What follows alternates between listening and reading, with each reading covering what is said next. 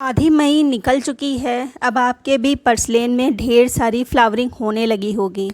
पौधे में अच्छी ग्रोथ भी हो गई होगी। अगर पौधे में अच्छी ग्रोथ नहीं हुई है या फ्लावरिंग नहीं स्टार्ट हुई है तो आपको क्या करना चाहिए, कौन सी ऐसी फर्टिलाइज़र है जिसका आप प्रयोग करेंगे तो आपके प्लांट में ढेर सारी कलियां भी बनेंगी और उसमें बड़े बड़े साइज़ के फ्लावर भी आएंगे, जैसे कि मेरे प्लांट्स में आ रहे हैं।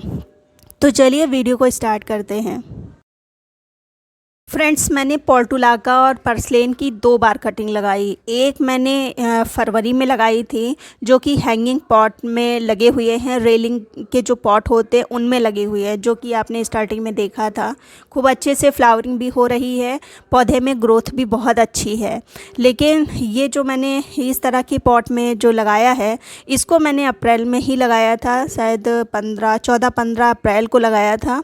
और इसमें ग्रोथ थोड़ी सी स्लो है और प्लांट उतना घना नहीं हुआ है। हालांकि कलियां आना स्टार्ट हो गई हैं, लेकिन उतनी अच्छी मात्रा में कलियां नहीं आई हैं। तो कौन सी मैं अभी फर्टिलाइज़र डालूंगी इसके लिए वो आगे मैं बताऊंगी। सबसे पहले तो आपको क्या करना है, अगर आपके भी प्लांट में यही कंडीशन है तो सबसे पहले तो अगर आपके पॉट में वीड्स वगैरह निकली हैं, क्योंकि घास फूस बहुत जल्दी निकलती हैं, तो इन सबको हटा देना है। क्योंकि इसके हटाने के 2 कारण हैं। एक तो देखिए, प्लांट अच्छा नहीं लगता है, आधी घास होती है, आधा प्लांट होता है, तो घास ही पूरी घेर लेती है प्लांट को, तो वो बेचारे ग्रो कर ही नहीं पाते, उनकी रूट ही नहीं बढ़ पाती है, क्योंकि ये घास बहुत जल्दी बढ़ती है। दूसरा, जो भी हम न्यूट्रिएंट डालेंगे वो यही सब कर लेंगे, तो इसलिए घास फूस समय से हटाते रहिए। दूसरी बात, तो अगर आपके प्लांट में ऐसी स्थिति बनी है तो सिंगल अगर कोई ब्रांच है, जैसे आपने एक कटिंग लगाई, वो लंबी लंबी सी जा रही है, तो उसको लंबा नहीं होने देना है, उसकी आपको प्रूनिंग कर देना है, मतलब ऊपर से आपको कट कर देना है। जैसे कि और मेरे जो प्लांट हैं उनमें 2-3 ब्रांचेस निकल आई हैं, तो उसको नहीं छेड़ना है। वो ब्रांच जो एकदम लंबी सी हो रही है उसको बीच से कट कर देना है। जैसे कि अब इस वाले भी प्लांट में आपको लंबी लंबी सी दिख रही हैं, लेकिन कलियां बनी हुई हैं। एक बार अगर कलियां खिल जाएंगी तो इसको कट कर देंगे। अब जैसे ये वाली ब्रांच है, इस वाले ब्रांच में 3-4 तो ब्रांच ऑलरेडी हैं ही हैं, तो इसको हम नहीं कट करेंगे। एक ये ब्रांच है तो इसको केवल सिंगल सिंगल सी है, इसको आप बीच से कट कर दीजिए, और जो ऊपर की ब्रांच निकलती है उसको उसी मिट्टी में लगा दीजिए। इससे आपका जो पॉट है वो थोड़ा सा घना हो जाएगा, मतलब नीचे से भी घना होगा, और जहाँ से आप कट करेंगे वहाँ से ब्रांचेस भी और निकलेंगी, जिससे कि प्लांट अच्छे से घना होगा। ये चीज़ें करते रहिए। और इस वाले प्लांट में देखिए, हालांकि इसकी भी ब्रांच बहुत लंबी है, लेकिन उसमें कलियां बनी हुई हैं। एक बार ये जब कलियां वलियां खिल जाएंगी तो एक बार इसकी फिर से हम प्रूनिंग कर देंगे, जिससे ये थोड़ा सा घना होगा। और मेन जो है, ये सब दीवार के शेड में रखे थे, इसलिए इतनी अच्छे से घने नहीं हो पाए। आपने स्टार्टिंग में देखा था वो रेलिंग वाले जो थे, जैसे कि इस तरह के, ये सब तेज़ धूप में रेलिंग में लगे हुए हैं, जिसके कारण इसकी ग्रोथ बहुत अच्छी हुई है, क्योंकि सीधी धूप पड़ती है। और देख रहे हैं, जहाँ पर मेरी अडेनियम रखी है वहीं पर ये टंगे हुए हैं, और अडेनियम को तो पूरी धूप चाहिए ही, इसलिए इस पे भी ग्रोथ बहुत अच्छी हुई है। साथ ही साथ पानी का भी विशेष ध्यान रखना पड़ता है। जब आप पूरी धूप में रखते हैं तो मिट्टी बहुत जल्दी सूखती ही है, और ख़ासकर इसकी मिट्टी भी उस तरह की बनाई जाती है, रेतीली मिट्टी बनाई जाती है, जिससे पानी जल्दी अच्छे से निकल जाए, तो इसलिए पानी का भी ध्यान रखना पड़ता है। अब जैसे ये सक्युलेंट वैरायटी का प्लांट है, ओवर वाटरिंग इसको बिल्कुल भी पसंद नहीं है। कभी कभी देखते हैं कि खड़ा एकदम सही प्लांट दूसरे दिन मुरझाया आपको मिलता है, और तीसरे दिन वो बिल्कुल ख़त्म हो जाता है, तो इसका मेन कारण है ओवर वाटरिंग। अगर आपकी मिट्टी अच्छी नहीं है और लगातार आप गर्मियों में भी पानी देते जा रहे हैं और मिट्टी सूख नहीं रही है, तो 100% ये प्लांट मर जाएगा, क्योंकि इसको ओवर वाटरिंग बिल्कुल भी पसंद नहीं है। और इसकी जो पत्तियाँ होती हैं, स्टेम होती हैं, उसमें पानी होता है, तो इसलिए पानी का विशेष ध्यान रखिए।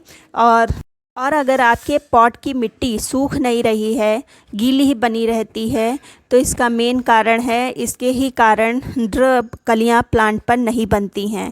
तो इसलिए मिट्टी का सूखना भी बहुत ज़्यादा ज़रूरी होता है। अब बात कर लेते हैं फर्टिलाइज़र की। तो अगर मैं फ़र्टिलाइज़र की बात करूं तो जो सबसे पहली फ़र्टिलाइज़र होगी वो बहुत ही आसानी से फटाफट बनने वाली है। तो सबसे पहले तो देखिए 1 लीटर मैंने पानी लिया है और उसमें सबसे पहले मैं डाल रही हूँ डीएपी। आधी चम्मच है क्योंकि मेरे पास प्लांट्स बहुत ज़्यादा हैं और 1 ही लीटर में मैं सभी प्लांट्स पर दूंगी भी।